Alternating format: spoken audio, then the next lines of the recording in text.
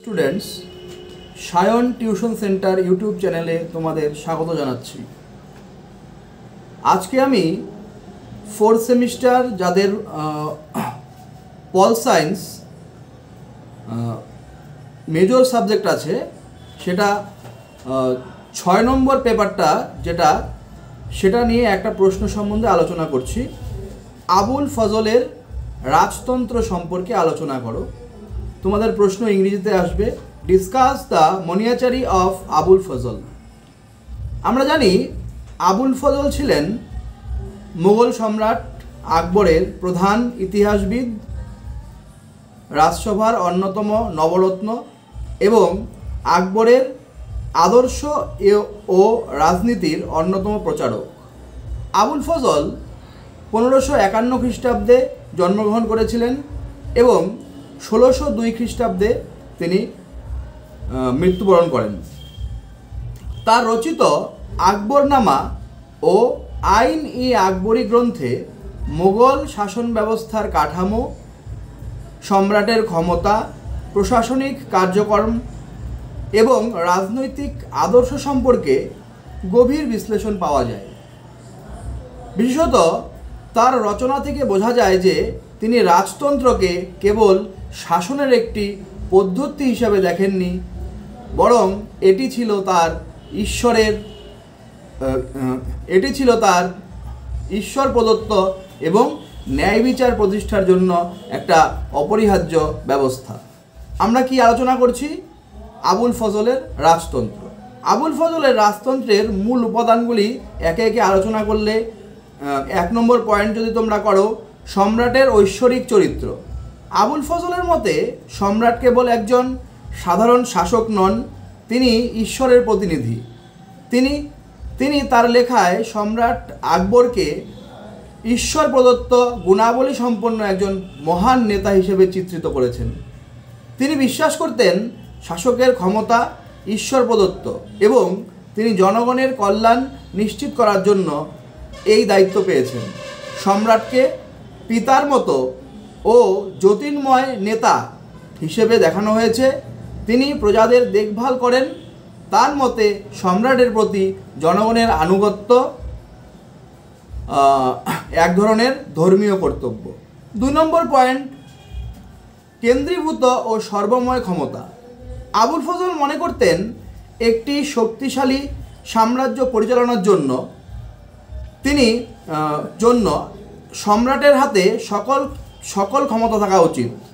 তিনি আকবরের শাসন ব্যবস্থাকে এমনভাবে বর্ণনা করেছেন যেখানে সম্রাটই সকল সিদ্ধান্ত গ্রহণ করেন এবং তার আদর্শই চূড়ান্ত আদর্শ। প্রশাসনিক কাঠামোকে কেন্দ্রীয়ভাবে নিয়ন্ত্রণ করা হয়, সেখানে সম্রাটের নির্দেশ অনুযায়ী রাজ্যের বিভিন্ন অংশ পরিচালিত হয়। প্রাদেশিক শাসকদের ক্ষমতা সীমিত রাখা, যাতে তারা স্বতন্ত্র শক্তি অর্জন করতে না পারে। সামরিক ও বেসামরিক প্রশাসন একীভূত করা হয় যাতে সম্রাটের প্রতিটি আদেশ কার্যকর করা সম্ভব হয়।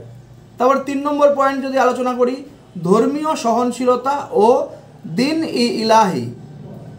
আবুল ফজল আকবরের ধর্মীয় নীতিগুলির প্রধান প্রবক্তা ছিলেন।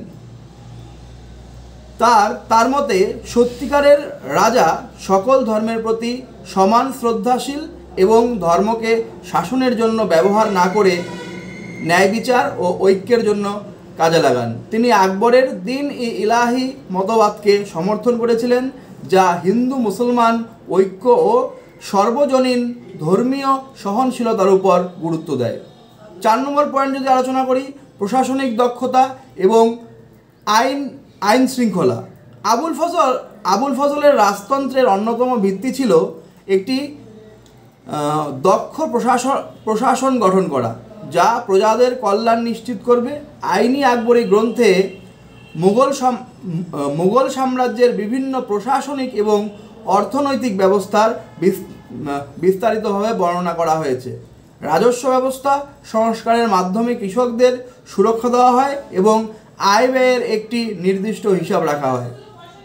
5 নম্বর, ন্যায় বিচার ও প্রজা কল্যাণ। আবুল ফজল মনে করতেন একজন সত্যিকারের রাজা কেবল শাসক নন, তিনি তার প্রজাদের রক্ষক বটে। তাই রাজাকে অবশ্যই ন্যায়পরায়ণ হতে হবে এবং জনগণের কল্যাণ নিশ্চিত করতে হবে। ন্যায় বিচারের জন্য নির্দিষ্ট আদালত বিচারকদের নিয়োগ করতে হবে। আইন প্রণয়নের ক্ষেত্রে জনগণের প্রয়োজন ও নৈতিক মূল্যবোধকে গুরুত্ব দেওয়া হয়। তিনি মনে করতেন রাজা যদি সুবিচারক হন তবে জনগণও তার প্রতি আনুগত্য দেখাবে। এবার সবার শেষে যদি আমরা কনক্লুশন টানি, আবুল ফজলের রাজতন্ত্রের ধারণা ছিল একটি শক্তিশালী, কেন্দ্রীভূত এবং ঈশ্বর প্রদত্ত শাসন ব্যবস্থা, যেখানে সম্রাট সর্বোচ্চ ক্ষমতার অধিকারী হবেন এবং ধর্মীয় সহনশীলতা, প্রশাসনিক দক্ষতা ও ন্যায় বিচারের মাধ্যমে রাজ্য পরিচালনা করবেন। তিনি আকবরের শাসনকে নিছক একটি শাসন কাঠামো হিসেবে দেখেননি, বরং এটিকে এক ধরনের আদর্শ রাষ্ট্র ব্যবস্থা হিসেবে গড়ে তুলেছেন। এটা তোমাদের এতটুকু লিখলেই কিন্তু 10 নম্বরের প্রশ্নের উত্তর হয়ে গেল। প্রশ্নটা থাকবে হলো আবুল ফজলের রাজতন্ত্র সম্পর্কে আলোচনা করো। ডিসকাস দ্য মনিয়াচারি অফ আবুল ফজল, মার্কস 10।